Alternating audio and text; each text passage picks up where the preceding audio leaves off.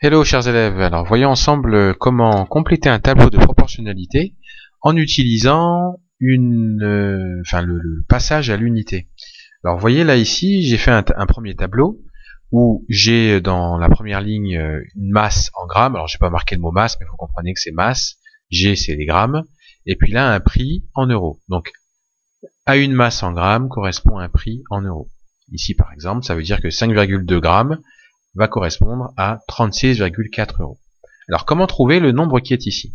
Alors évidemment on a plusieurs méthodes, on les a déjà vues ensemble. Maintenant ce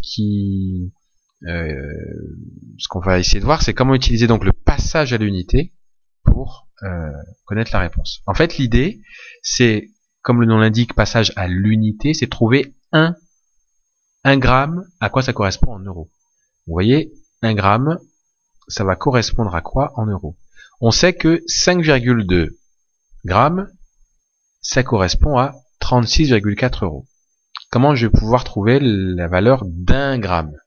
En fait, il va falloir que je divise 36,4 par 5,2.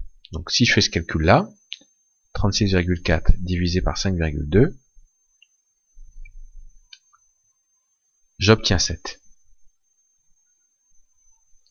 Ça veut dire que 1 gramme, à la limite on pourrait presque le marquer ici, rajouter une petite colonne. Voilà, on dit que 1 gramme c'est égal donc à 7 euros. Bon bah après, une fois qu'on a ça, c'est plus facile. Parce que si on sait qu'un gramme ça correspond à 7 euros, eh bien 3 grammes, il suffit de multiplier par 7 et ça donne 21 euros. Donc voilà pour le premier tableau, comment on peut, en utilisant le passage à l'unité, compléter ce tableau. Alors je vais prendre maintenant le deuxième tableau, deuxième exemple.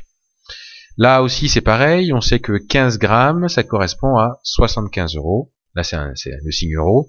Et puis quelque chose en grammes correspond à 9,2 euros. Qu'est-ce que je peux faire pour trouver la solution?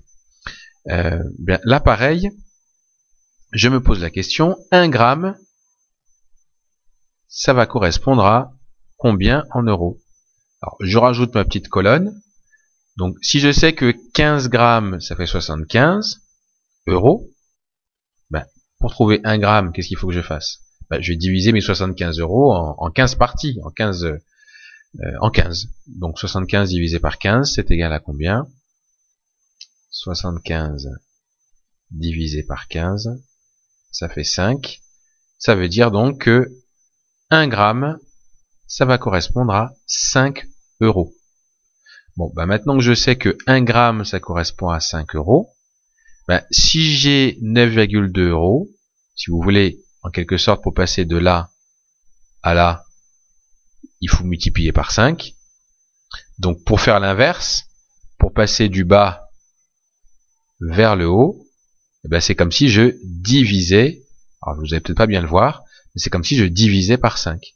Donc 9,2, si je le divise par 5, mais ça va me donner 1,84.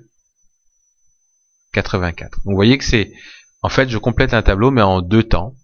Donc je commence par trouver à l'unité pour 1 combien ça correspond, et après je peux compléter.